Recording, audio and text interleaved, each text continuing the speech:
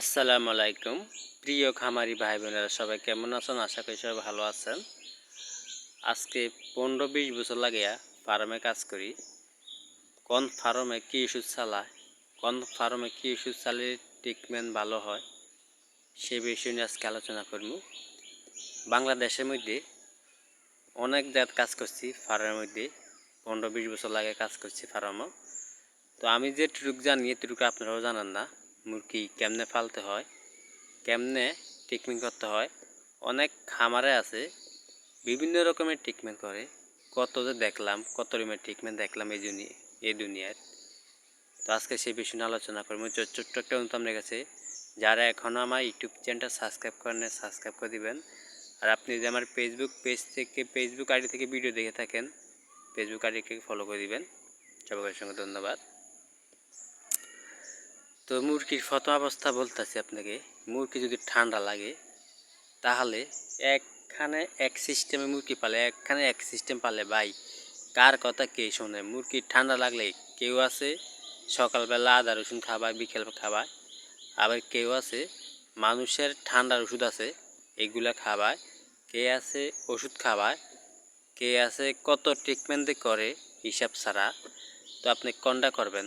কোনটা করলে ভালো হবে? কোনটা করলে আপনি মুরগি ঠান্ডা থেকে মুক্তি পাবেন? কোন ওষুধটা চালাতে হয় আজকে আমি সে বিষয়ে আলোচনা করব। ভিডিওটা শেয়ার করে দিবেন যখন আপনি যখন শিখে যেন আর দুই একটা ভাই শিখতে পারে। মুরগি ঠান্ডা লাগলে আপনারা যে কাজটা করবেন, কাইল্লা জিরে আছে না, কাইল্লা জিরে খাদ্যের সাথে মিক্স করে দিবেন। 1 নাম্বার কথা হলো এটা। 2 নাম্বার কথা হলো সকালবেলা আপনি প্রতিদিন রাত্রে আপনি আদা রসুন খাওয়াইবেন। 3 নাম্বার কথা হলো যে আপনি মানুষের একটা সিরাপ আছে, ছোটো বাচ্চাদের একটা সিরাপ আছে, ঠান্ডা সিরাপ, ওই সিরাপটা আপনি খাওয়াবেন। ওই সিরাপটা খাওয়াবে দেখবেন মুরগি আপনার মুরগির ঠান্ডা কমে যাবে।